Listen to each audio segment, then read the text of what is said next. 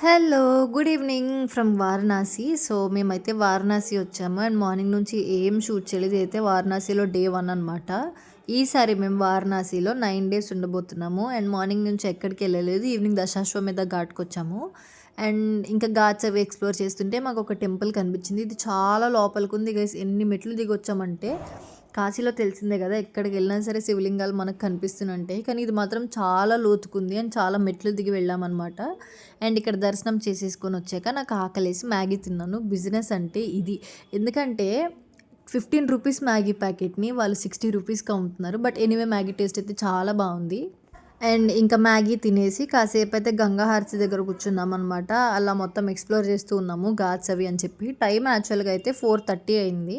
కానీ జనం చూడండి, గంగా హారతి యాక్చువల్లీ 6:30 అలా స్టార్ట్ అవుతుందనుకుంటా. కానీ జనం అయితే ఇప్పటికే మొత్తం ఫిల్ అయిపోయారు. అండ్ ఆ తర్వాత దశాశ్వమేధ ఘాట్ రోడ్‌లోనే బృహదీశ్వర్ టెంపుల్ ఉంటుంది. ఇది చాలా పవర్‌ఫుల్ టెంపుల్. అండ్ ఇక్కడికెళ్ళి కూడా దర్శనం చేసుకొనొచ్చాము. అండ్ మనం కాశీ విశ్వనాథ్ టెంపుల్ గేట్ 2 రోడ్‌లోంచి వెళ్తుంటే మనకి సాక్షి గణపతి టెంపుల్ ఉంటుంది. అది ఖచ్చితంగా విజిట్ చేయాలి కాశీలో. ఎందుకంటే మనం కాశీ వచ్చామని సాక్షి చెప్తారంట ఈ వినాయకుడు. దర్శనం అయితే జరిగింది. నాకు ఇంకొంచెం చూడనిస్తే బావుండు కదా అని అనిపించింది. వాళ్ళు 1 మినిట్ కూడా మనల్ని అక్కడ నించోనివ్వట్లేదనమాట. సో, ఇంకా దర్శనం చేసుకొని రూమ్‌కొచ్చేసాము. అండ్ నెక్స్ట్ వీడియోలో కలుద్దాం. Bye guys with love Harshu.